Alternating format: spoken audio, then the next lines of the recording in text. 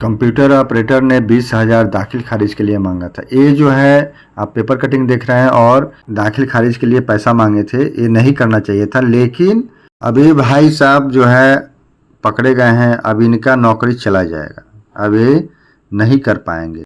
ऐसे ही मैटर पर जो है सुप्रीम कोर्ट के वकील हैं अश्विनी उपाध्याय, देखिए कैसे बोलते हैं, थोड़ा इनके बात को भी सुना जाए। अगर एक कोई चपरासी, एक कोई हवलदार, एक कोई जो है क्लर्क, अगर उसको 2 दिन की भी सजा हो जाती है तो उसके ऊपर आजीवन प्रतिबंध होता है नौकरी करने पे, फिर सांसद विधायक के चुनाव लड़ने पे आजीवन प्रतिबंध क्यों नहीं होना चाहिए? आप यहाँ देख सकते हैं ये कैसे बोले हैं, एकदम सही बात बोले हैं कि अब इनका जो है भाई साहब का तो नौकरी चला जाएगा, ये अपील भी नहीं कर सकते हैं। एक परमानेंट होते हैं तो वो अपील भी करते हैं, लेकिन जितने भी संविदा कर्मी आउटसोर्स कर्मी का जो है अपील करने का भी 12,000 रुपये रिश्वत लेते किया गिरफ्तार, दाखिल खारिज के लिए 20,000 रुपये की थी डिमांड।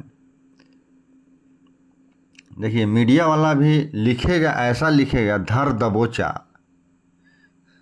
अरे भाई कभी जो है बेल्ट्रॉन के डाटा एंट्री ऑपरेटर के साथ इनके सैलरी से जो भाई साहब को धर दबोचा है, इनके सैलरी से हर महीने 10,000 की कटौती होती है और उसमें से जो है 1,799 रुपया का अवैध कटौती होती है।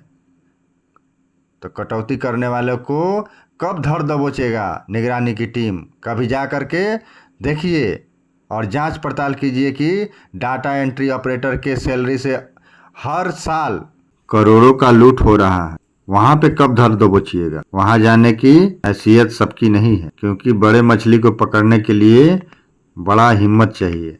तो वहां पर कब निगरानी की टीम जाएगी? कभी उस पर भी जा करके देखे। जहां छोटे कर्मी की बात आएगी तो लिखा जाएगा धर दबोचा।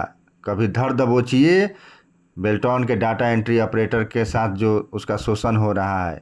इस भाई साहब के सैलरी से जो डिडक्शन हो रहा था और क्यों अवैध डिडक्शन होता है, कभी धर दबोचने का हिम्मत है तो धर दबोचिए जा करके।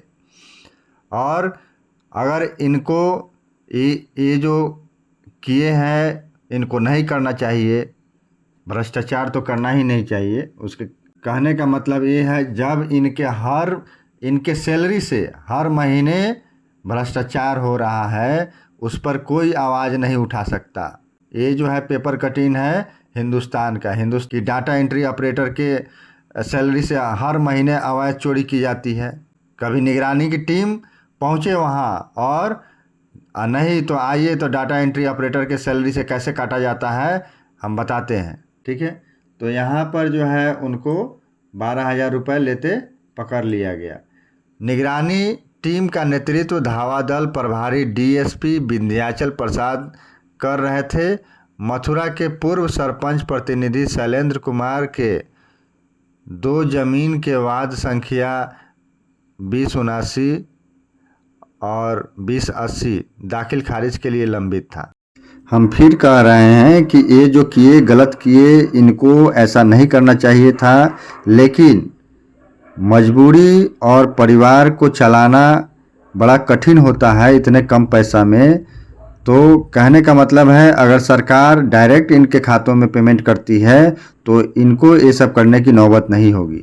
सरकार को बड़ी संख्या में जो राजस्व का क्षति हो रहा है, इसका जिक्र जो है बेल्ट्रॉन के एमडी भी किए थे राहुल सिंह, लेकिन सरकार क्या उनके साथ साठगांठ है जो इस विषय में न सुनती है और न सुनना चाहती है।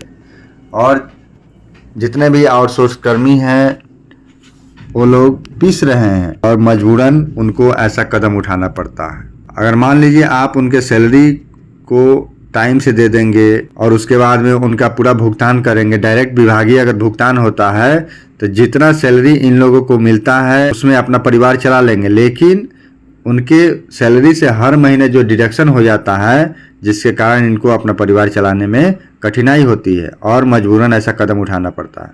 वीडियो कैसा लगा दोस्तों, आप लोग कमेंट जरूर करिए और इस विषय में आप लोग क्या सोचते हैं ज़रूर कमेंट करिए।